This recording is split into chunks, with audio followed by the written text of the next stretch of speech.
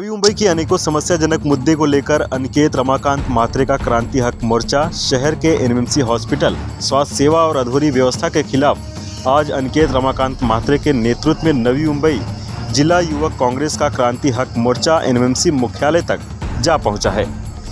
दीघा से NMMC मुख्यालय तक आयोजित इस 2 दिवसीय मोर्चे में कांग्रेस पदाधिकारी समेत हजारों की संख्या में कार्यकर्ता व नागरिक ने अपनी मांगों को लेकर जोरदार मोर्चा प्रदर्शन किया है। इस मौके पर राज्य के पूर्व राज्य मंत्री कांग्रेस नेता विश्वजीत कदम भी शामिल थे। इस दौरान एनएमएमसी प्रशासन के खिलाफ नारेबाजी कर अपना रोष व्यक्त करते हुए नजर आए। काँग्रेस पक्षाच्या माध्यमातून युवक काँग्रेसच्या माध्यमातून अनिकेत म्हात्रे आणि त्यांचे सर्व सहकारी ते पायी नवी मुंबई शहराच्या प्रत्येक गल्लीपर्यंत पोहोचले, सोसायटीच्या फ्लॅट पोहोचले, सर्वसामान्य लोकांच्या झोपडपट्टीमध्ये राहणाऱ्या आमच्या बंधूभगिनींचे प्रश्न जाणून घेतले। आज ते महानगरपालिकेच्या माध्यमातून हॉस्पिटल चालवले जातात, डॉक्टरांची व्यवस्था, अनेक आरोग्य उपचारांची व्यवस्था तिकडे नाहीये। त्या महानगरपालिकेच्या शाळेत तिथल्या विद्यार्थ्यांच्या बाबतीत अनेक विषय त्या ठिकाणी अडचणीचे आणि हे त्यांना लक्षात आलं। तिथे सर्वसामान्य नागरिकांचे प्रश्न आहेत, मग ते रस्त्याच्या खाण्याच्या बाबतीत काही धोरणात्मक निर्णय ते राज्य शासनाच्या स्तरावरच्या राज्य शासनाने आज नवी मुंबई महानगरपालिकेला मदत करून त्या मदतीचा उपयोग हा जनतेच्या योग्य कारणासाठी झाला पाहिजे। आज महानगरपालिकेतून आपला गलथान कारभार चालला मोर्चा हा नवी मुंबईच्या सर्वसामान्य लोकांना घेऊन आज अनिकेत म्हात्रे आणि काँग्रेस पक्षाच्या कार्यक्रम दुर्दैवी बाब अशी की आयुक्तांनी आज या ठिकाणी आज ते नाहीयेत। खरं तर मोर्चाला भेटायला हवं होतं, लोकांच्या पत्रात जाणून घ्यायला हव्या होत्या, येणारा काळात त्याच्यावर योजना काढायला हव्या होत्या। हे शिष्टमंडळ भेटे आज शांत संयमी पद्धतीने काँग्रेस पक्षाने काढलाय। आज लोकांची परीक्षा महानगरपालिकेने पाहू नये अशी मागणी महानगरपालिकेच्या सर्व पदाधिकाऱ्यांना विनंती राखली। नवी मुंबईकरांचे तातडीने सोडावं। सर, आता कल्याण गोळीबार झाला, काल मुंबईमध्ये झालेला काय म्हणून कायदा व्यवस्था महाराष्ट्राची याचं आत्मपरीक्षण विद्यमान राज्य सरकारने करायला पाहिजे ना। म्हणजे 2 पक्षाचे जे घटक कार्यकर्ते आहेत, 2 घटक पक्षाचे कार्यकर्ते, आदरणीय एकनाथ शिंदे साहेब महाराष्ट्राचे, आदरणीय देवेंद्र फडणवीस साहेब हे उपमुख्यमंत्री आहेत, त्यांच्याच पक्षांचे 2 कार्यकर्ते आणि एक लोकप्रतिनिधी जर एकमेकांवर गोळ्याबार करत असेल तर राज्याची कायदा व्यवस्थेचं काय नेमकं अवस्था याचं आत्मपरीक्षण सरकारने करावं। आणि ही जर अशी अवस्था असेल तर सर्वसामान्य लोकांनी आज संरक्षणाकडे कुणाकडे पाहावं। सर, राजीनामा दिला मी त्यावर बोलणार नाही। निश्चितपणे कायदा सुव्यवस्था आज महाराष्ट्राची कुठेतरी घसरत चाललेली आहे।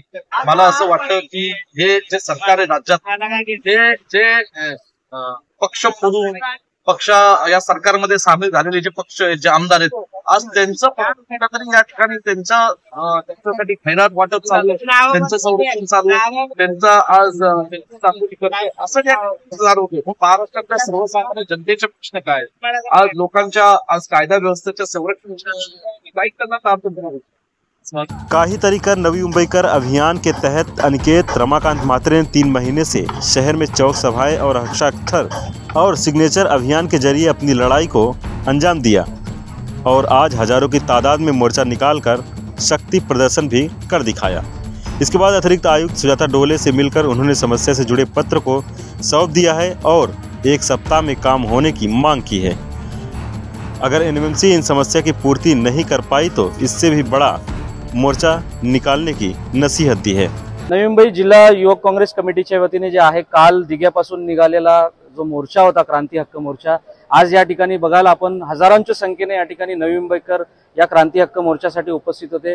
या मोर्चाला महाराष्ट्र राज्याचे माजी मंत्री डॉक्टर विश्वजीत कदम साहेब, नवी मुंबई जिल्हा काँग्रेस कमिटीचे अध्यक्ष अनिल कौशिक साहेब, नवी मुंबई महानगरपालिकेचे उपमहापौर रमाकांत म्हात्रे साहेब आणि सर्व जे काँग्रेसचे पदाधिकारी आहेत, त्याचसोबत या नवी मुंबईवर प्रेम करणारे असंख्य नवी मुंबईकर जे आहेत ते मोठ्या संख्येने जे आहेत ते उपस्थित होते।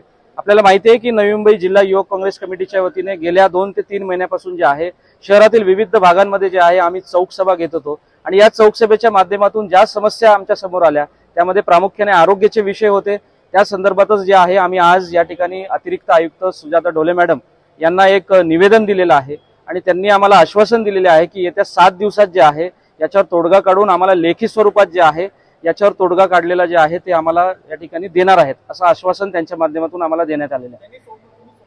आम्ही पाण्याच्या बाबतीत जे त्यांनी आम्हाला जे कारणं दिलेली आहेत त्यावर आम्ही समाधानी नाही आहोत.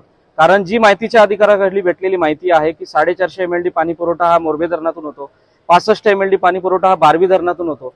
परंतु जेव्हा आम्ही जी STPला म्हणजे सिवरेज ट्रीटमेंट प्लांटला जो पाणी जातो त्याचं आम्ही आकडेवारी विचारली तर ती आकडेवारी जी आहे ती आम्हाला महापालिकेकडून देण्यात आलेली नाहीये.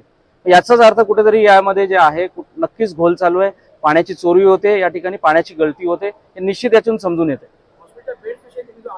यावेळेस आम्ही महानगरपालिकेला पूर्ण सहकार्य केलेलं आहे, पोलीस प्रशासनाला देखील आम्ही सहकार्य केलेलं आहे. यानंतर जर या मागण्या जर मान्य नाही झाल्या किंवा काही राहिल्या गोष्टी तर निश्चितच आपल्याला युवक काँग्रेस जे आहे महानगरपालिकेमध्ये घुसलेली दिसेल. नागरिकांना मी एवढंच आवाहन करेन की या नवी मुंबई शहरातील प्रत्येक नागरिक कर भरतो, त्या कर जो भरतो प्रत्येक नागरिकापर्यंत त्याचे जे मूलभूत प्रश्न आहेत ते सुटले पाहिजेत. या साध्या साध्या गोष्टी आहेत, आरोग्याच्या बाबतीत, पाण्याच्या बाबतीत असेल, शिक्षणाच्या बाबतीत असेल, या जर मूलभूत सुविधा ज्या आहेत पोहोचेपर्यंत हा लढा जो आहे युवक काँग्रेसच्या माध्यमातून माझा हा नेहमीच राहणार आहे, असं मी या ठिकाणी नवी मुंबई महानगर या सर्व शहरातील नागरिकांना या ठिकाणी सांगू इच्छितो. आवाज टुडे पंकज बिनवंशी की रिपोर्ट, नवी मुंबई.